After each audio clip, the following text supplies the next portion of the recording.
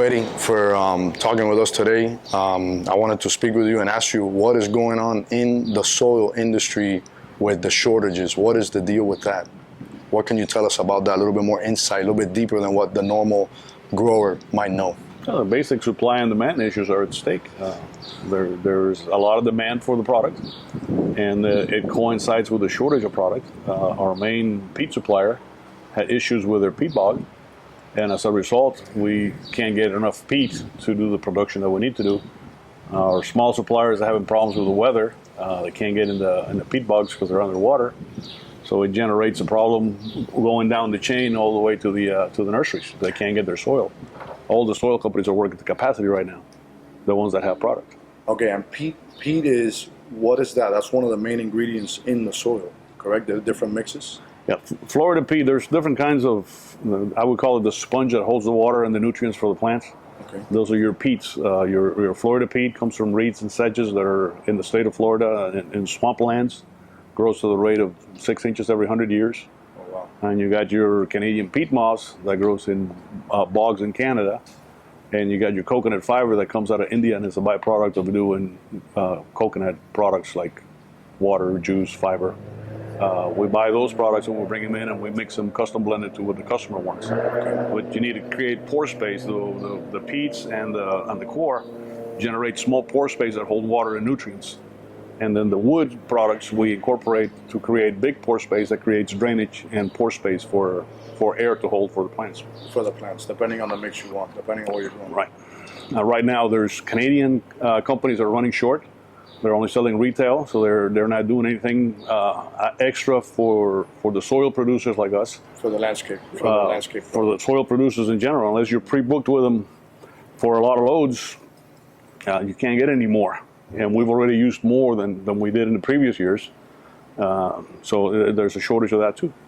And how many plants are down here, places that you can actually buy peat from that are available in the United States, like peat mines?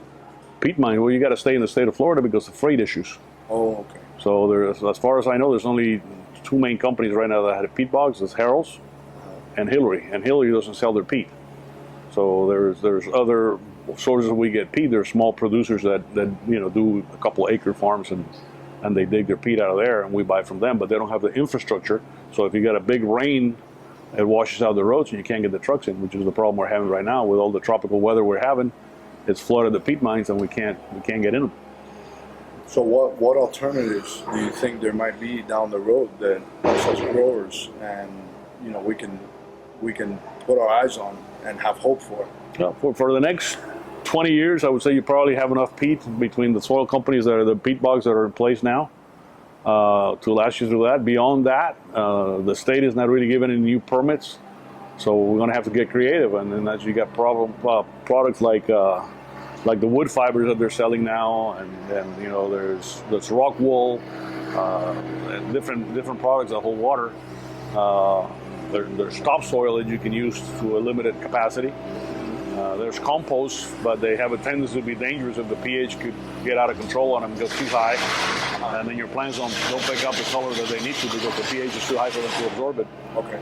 So we're all working on that, and that's something we need to address for the future of the industry. The shortages that you've seen now, they're taking a hit on sales? Oh, yeah. I'm down probably $800,000 or better from my last year's in sales. Yeah.